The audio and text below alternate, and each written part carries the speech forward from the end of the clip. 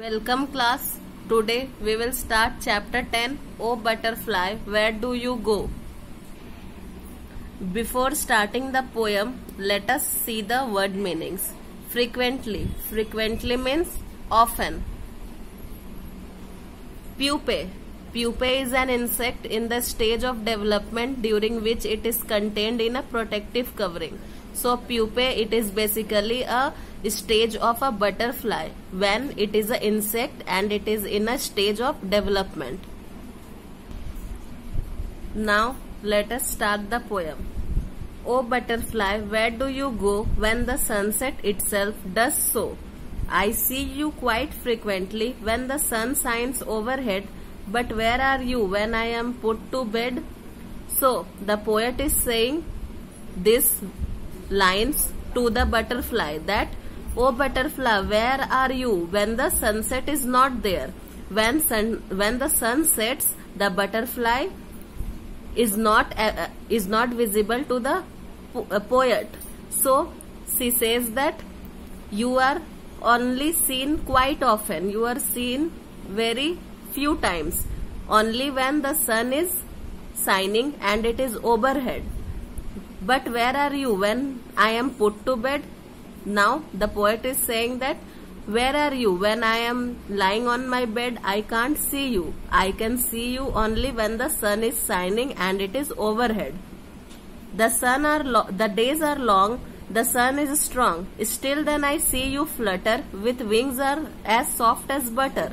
Yet when shines the moon, why am I alone?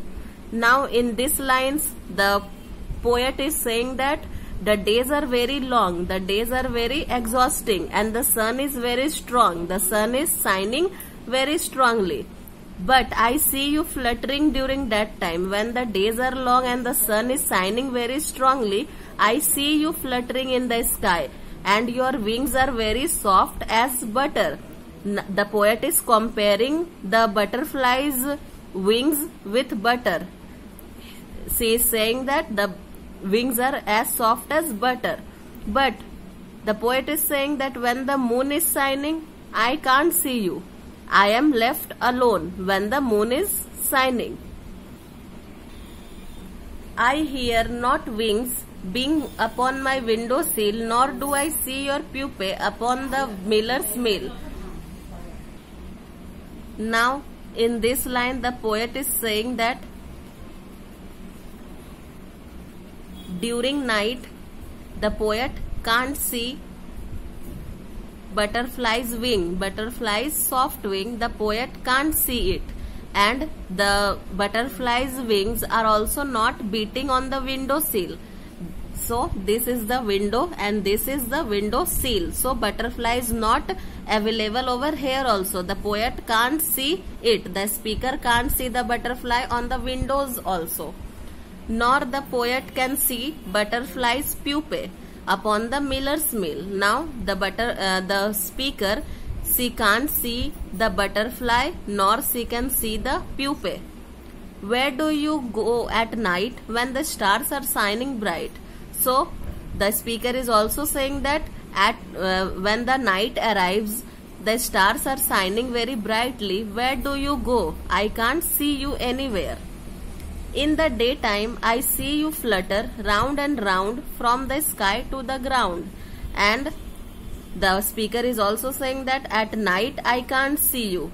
I can't see you when the stars are shining brightly. But during the daytime, I can see you fluttering round and round from the sky to the ground. So during the daytime, I can see you moving here and there, fluttering your wings from sky to the ground.